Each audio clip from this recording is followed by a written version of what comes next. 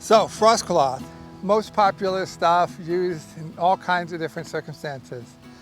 It can be used year round because it comes in different weights. It's in LowCat we have 20, 30, 40, 60, and that's going to be its weight per square meter in grams. So 20 is really light. The downside, it's easier to rip. The plus, it's got a lot better light transfusion. It's cheap, easy to set up because it's light.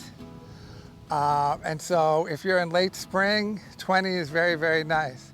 It's also nice in winter because with heavier stuff, this is a 40.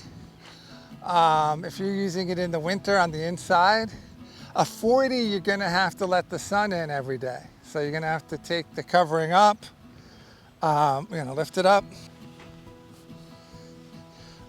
just to let the sun in.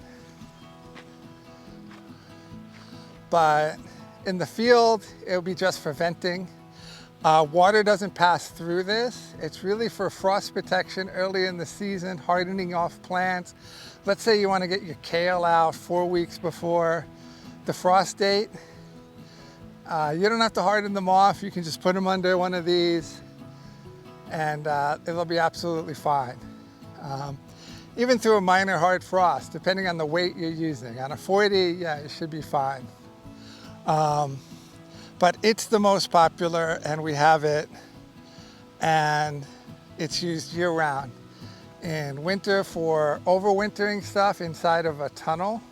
It can be used in underneath heavy duty poly out in the field for overwintering.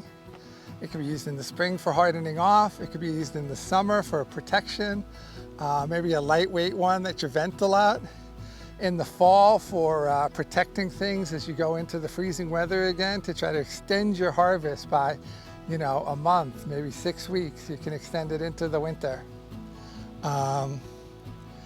You know, we used it extensively indoors, and now we're using it extensively outdoors because now it's easier.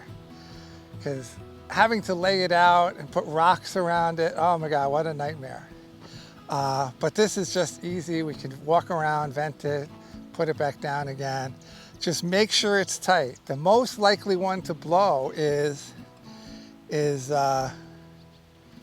spun poly, because spun poly can stretch a bit. So over time, it will stretch. And it's a good idea to just take your time, take off your shock cord. You know, watch the high wind video too. Take off your shock cord, stretch it out again, make sure that it's nice and tight, and put your shock cord on.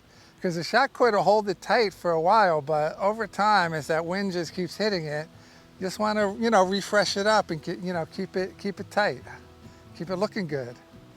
You can tell when it's not so good, and so you want to keep your eye on it. Especially the lighter the weight, the more it stretches, right? So 40 and 60 are going to stretch a lot less than a 20 and a 30.